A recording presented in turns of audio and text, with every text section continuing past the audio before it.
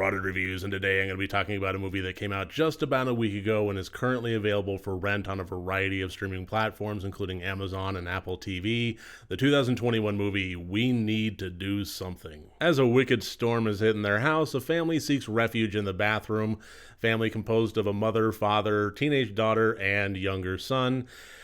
And the storm hits pretty hard, as evidenced by a loud crashing sound that happens just outside the bathroom door, and they find that a tree has fallen on the house and trapped them inside. Ordinarily, this would turn into a simple survival story of basically how to get along, eat, drink, anything along those lines, except this story is far from ordinary. Very peculiar things keep popping up, and I really don't want to get into it a whole lot more than that because I honestly think that this movie is one that is best walked into fresh. So I think on the face value of this is a film that has everything stacked against it.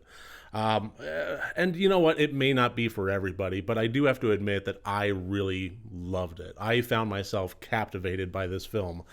We're talking about one static setting. Not entirely, but easily 97 some odd percent of the movie is taking place in a bathroom. And it's only centered around these four characters and their interaction in the most extreme survival situations. And I think the reason that this movie worked for me as well as it did was primarily the acting. The father, played by Pat Healy, who you might recognize as Luke from The Innkeepers, did a great job as being a really awful character. The iconic Vanessa Shaw, playing the mother, did a very admirable job standing toe-to-toe with Pat Healy and doing a marvelous job of it.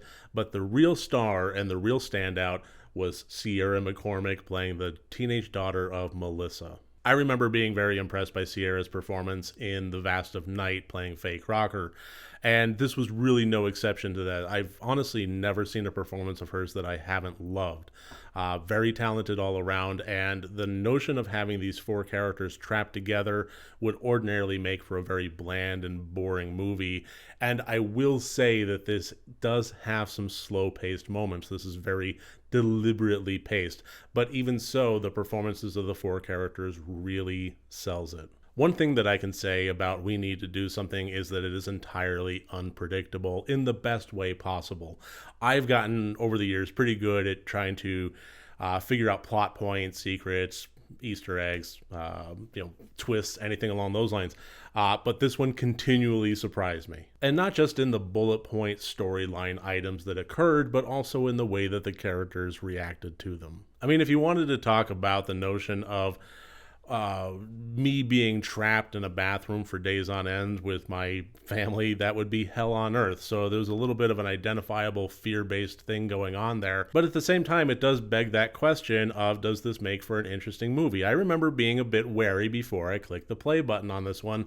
Do I really want to sit down for an hour and a half of just family infighting? If I wanted that, I can get that for free pretty much anywhere. But as far as the infighting goes, it's not that it's not present, it very, very much is, but it's dealt with a deft hand. There's a sense of holding back and a sense of escalation that occurs throughout the movie. There's a lot of what is not said but implied that drives this narrative forward. And then couple that with the weird shit that's happening, and I just found myself really captured by this film. Very, very surprised by it and very glued to the screen, even through the admittedly deliberately paced moments. I know that I have complained on this channel before about slow movies, but I also want to emphasize that there's nothing wrong with a film really taking its time, settling down in between the frenzied beats and allowing the previous scene to really hammer home. And I think more than just being a slow movie,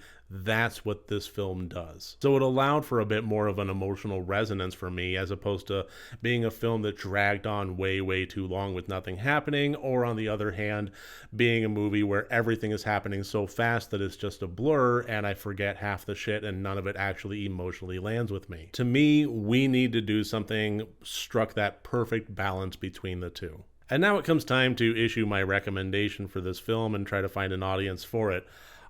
There is a big part of me that wants to issue a full blanket, everybody should watch this recommendation. However, the notion of that gives me pause. Just because it really is inescapable how this is a movie centered around four characters in a static location that is a lot of infighting.